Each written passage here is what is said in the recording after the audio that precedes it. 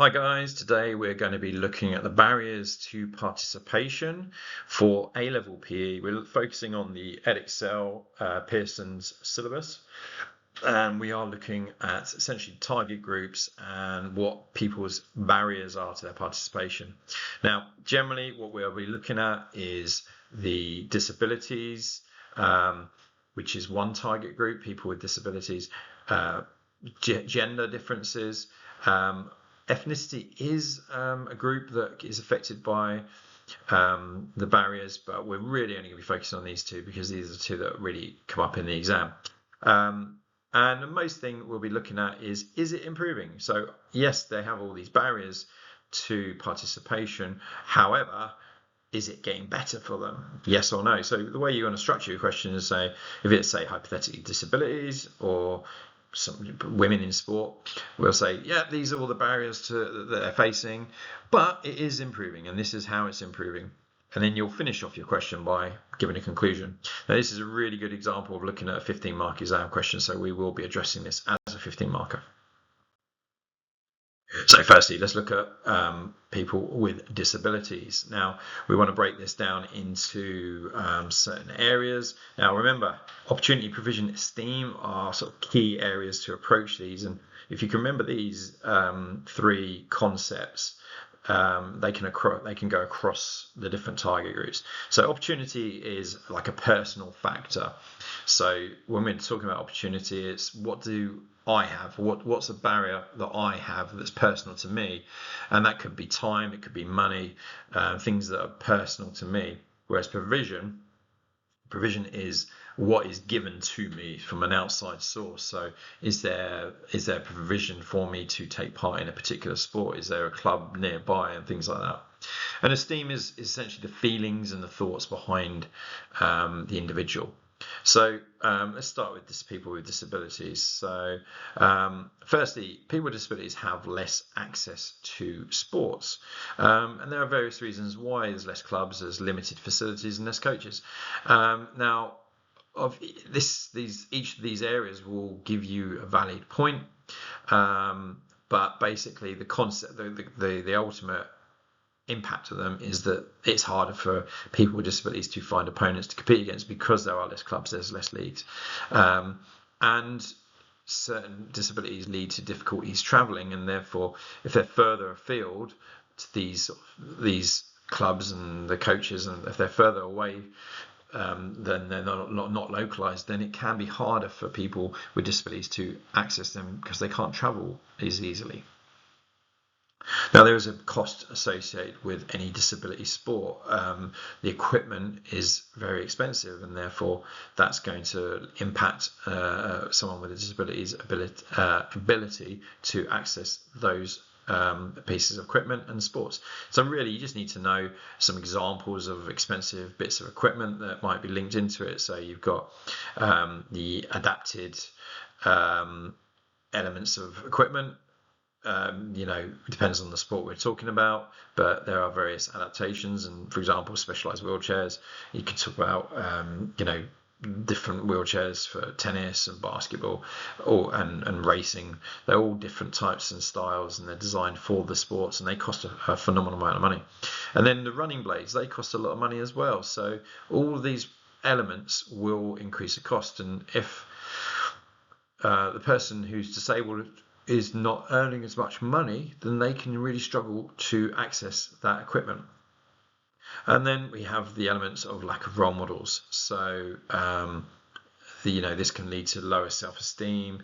There can be negative stereotypes associated with people with disabilities and stereotypical attitudes around people with disabilities, saying that they can't participate for various reasons. And therefore can lower the confidence and motivation of people with disabilities to take part in sport.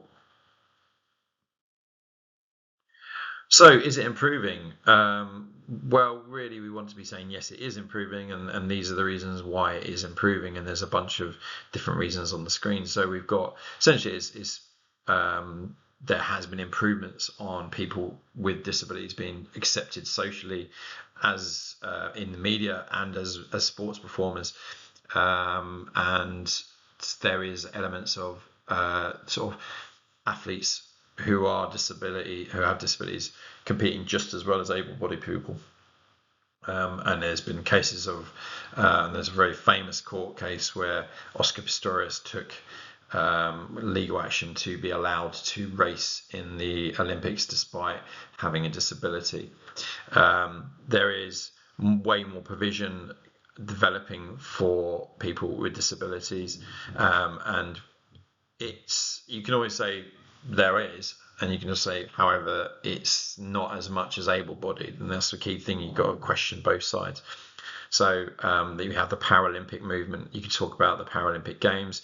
You've got the Invictus Games. If you're not sure about these, just research a bit on them. But the Invictus Games is the games set up for injured ex-service people. And there are lots more sports available for people with disabilities. And there's also national governing bodies and designing sports for people who have disabilities, and it is played at a lower level in the grassroots as well. Legislation is always something you can bring into it. There's developments with the Equal Opportunities Act and those aspects, but there's also massive technological improvements on equipment, and therefore it does make it slightly cheaper. But there's technology is always developing, allowing people with disabilities to take part in sports. And essentially disabilities are common. There's a lot of people with disabilities, and it's becoming more common. I think more cases being reported, and just knowing there's a range of disabilities, not just knowing it's not just wheelchair sports. There's a lot of different disabilities. So maybe look up the Paralympic movement and the different types of disabilities that exist in those games, and having more than just wheelchair sports. So, for example, blind sports. You have people of low stature. You've got people with limb deficiencies. You've got people with brain trauma and different various injuries that have taken part in the Paralympics, just knowing different categories. We have increased in funding as full-time athletes, so Paralympics athletes are now being funded, not as much as, and this is where you can say it's not as much as able-bodied athletes, but there is funding, and that has improved, and it's definitely improved over recent years for our Paralympians. But maybe not as much at the grassroots level, and not as widespread as what you get in the able-bodied athletes. The media is showing more and more disability sports, but again, which those sports probably only really exist when you're talking about Paralympics and the Invictus Games. But there are sports and the TV shows like The Last Leg on Channel 4 that really promotes disabilities. And therefore we have more role models. So make sure you know a role model from disability sport. I can give you a list of names, but they change over time. So depending when you're watching it, is key to sort of make sure you have an understanding of an athlete who has a disability. So like Johnny Peacock, for example, would be one currently. And Ellie Simmons and people like that. So just know a couple of people with disabilities and role models in sport. And performances are increasing. There are higher standard performances, and records are becoming closer and closer to able-bodied records. And like we said earlier with Oscar Pistorius, there's evidence of able-bodied athletes competing against just people with disabilities, and probably at lower levels this is increasingly the case. More grassroots level side as well. And there are lots of disability sports organisations, so just remembering at least one of them. So the English Federation for Disability Sport is one example, but there are lots of different sports organisations that exist to make it easier for people with disabilities to take part in sport.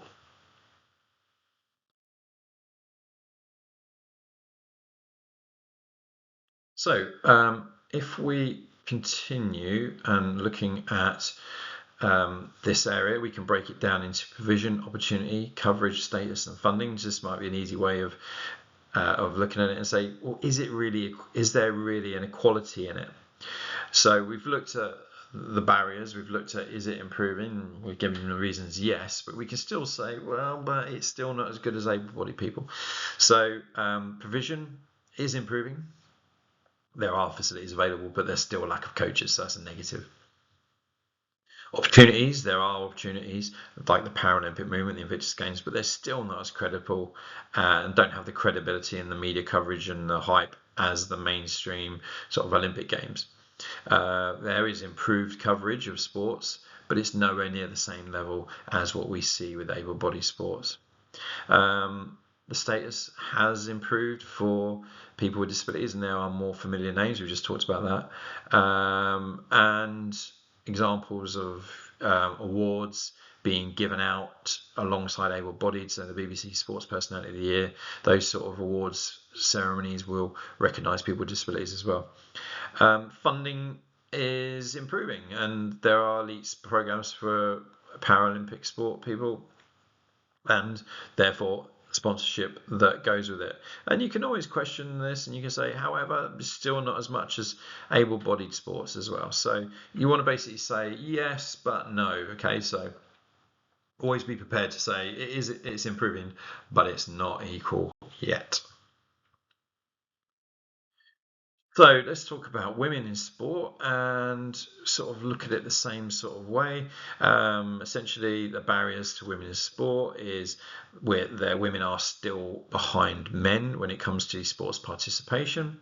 We have a bunch of different numbers, and sometimes these exam questions may be associated with some data that they'll give you on the exam question. So currently, there's about 700,000 less active females than men. 60% of girls are meeting recommended daily exercise levels, so it's still quite low. And changing facilities tends to be cited as maybe one of the barriers. Women tend to be attributed to having lower confidence when they are compared to men. And there's lack of that professional opportunities in sport for women compared to men. We can bring in elements like the issues of PE kit, and it's been, it can be off-putting for certain girls and women to take part in sport because of the issues surrounded by PE kit, and sometimes we can link in the impact it has on their parents as well. We have an underrepresentation in media. Sport is dominated by male sports. Media is dominated by male sports, and we know there are massive issues in pay. So men are paid better than women in sport, and certain sports have bucked the trend, and we'll talk about that later on. But if you were comparing mainstream sports, say football, women are paid significantly less than men. Netball are paid way less than men, if in comparable sports, so not in netball, but in netball to football or rugby. We have a controversial area of transgender, and the Olympics is typically a debatable area, and people have different opinions on it. An example of a transgender competitor was Laura Hubbard in the last Olympics, where she was trans, and in the weightlifting, and it created a lot of controversy. And now we've got this gender identification, and it's been really debated at the moment in the Olympics, saying that they're trying to bring in a gender identification system in, and athletes have to prove the fact that they are female, and this can be very off-putting for female athletes. And men don't have to prove it, so why should females? And therefore can be a barrier to taking part in sports. Never. Obviously, you could go over things like time and financial elements and areas like that to do with barriers to women in sport as well. There's way more barriers than I've just talked about. So, is it equal? Is it improving? And we want to start with provision. So there are more and more women-only sessions in sort of the fitness industry, there are certain sort of elements and sports clubs that have creche facilities attached to them, and this can be a way of reducing the time element, because the certain female sports people may also have to juggle childcare at the same time. We have exercise orientated classes, which are typically focused on trying to improve opportunities for women. We have more equal prize money. You can use example of the Wimbledon being equalising and in tennis equalising prize money for male and female performers. We have a bunch of campaigns that run, such as This Girl Can, and elite athletes, funding doesn't really just change at a national governing body level or Olympic funding for male and female athletes. It's quite similar. So, there is those opportunities for women in sport. That's all to do with provision, what is available for women in sport. And the opportunities, remember, is that personal aspect. So to help with time element, gyms are 24/7 now. It does leave an opportunity for people to take part in sport and physical exercise 24/7, anytime they want, really. Society has changed their views on women and exercising, and there used to be these stereotypical views of women who did sport and exercise, and society's really changed that view now, and that's really helped with people in the media and the elements and particularly in success in sport, with the Lionesses, and it's been very positive to see sporting success for females in, say, football and in rugby, and then for presenters, female presenters in the media in sports, really has made it more socially acceptable to do sport and exercise.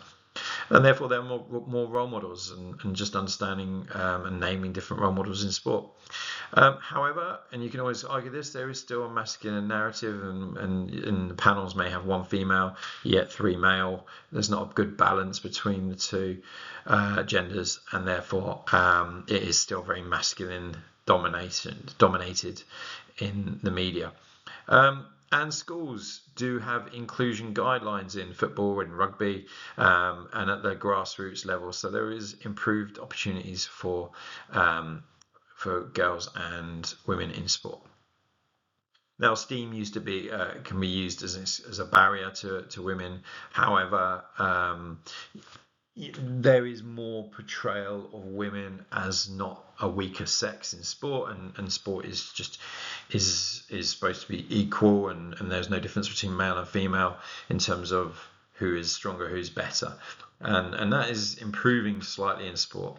There are more full-time female athletes, so that really gives that role model opportunity for girls and women who want to be involved in sport, and therefore are professional, and there are increasing amounts of professional sports for women, and pay is always increasing as well, particularly in the mainstream sports such as rugby and football. There are, however, issues with kit and revealing the revealing nature of kit, and but there have been movements around like full body kit and things like gymnastics and beach volleyball and things like that, to try and sort of remove that element of the revealing kit and improve comfort. And there's a lot of work done by Tess Howard, who's one of our GB hockey Olympians, who has basically spent a lot of time campaigning for equality in PE kit especially, but she changed hockey's essentially lobbied hockey to not just be women only can wear skirts, and now there's an opportunity for choice in terms of shorts or skirts, thanks to the work Tess Howard has been doing. Society has changed, and therefore we got more coverage of events, and a lot more media coverage of women's sport, and there are channels dedicated to things like netball. Sky Sports will show the Super League, and more opportunities for women to be broadcast playing their sports. There are, and outside of sport, there's a level. Gender roles have over time have changed, and they're more level, so they aren't male jobs and female jobs as much anymore. And the impacts, and we'll talk about it in a minute, the world wars, where the land army, for example, where women took up traditionally male roles or worked in the factories, therefore sort of really promoting the gender roles, more equalizing gender roles, and therefore that would cascade into sport. And that also impacted the value and place of value of women in society. And we can talk about the right to the vote that women basically obtained, and therefore improves the position of a woman in society, and that has improved, and that always cascades down into sport. It's taken a lot of time, but it eventually gets there. And links to politics as well. We have female prime ministers, a couple of multiple female examples of women in politics. Like Margaret Thatcher, for example, was the first female prime minister of the UK. She then empowered more women to do what men were doing, and therefore take up more sports as well. And you could also bring in this Title IX, which is an improvement been made in America, which is based around scholarships and providing equal opportunities for women in sports, and gaining scholarships at American university level. So all of this area is a really complicated area. Really, when you're answering these questions, both disability and gender, you want to be saying, well, what are the barriers? Okay, is it still is it improving? And then what is it equal still or not? And give that sort of concluding paragraph where you're saying it is and it isn't. It is improving. However, these are the limitations. So probably 15 markers, any of those two areas. So happy revising and good luck.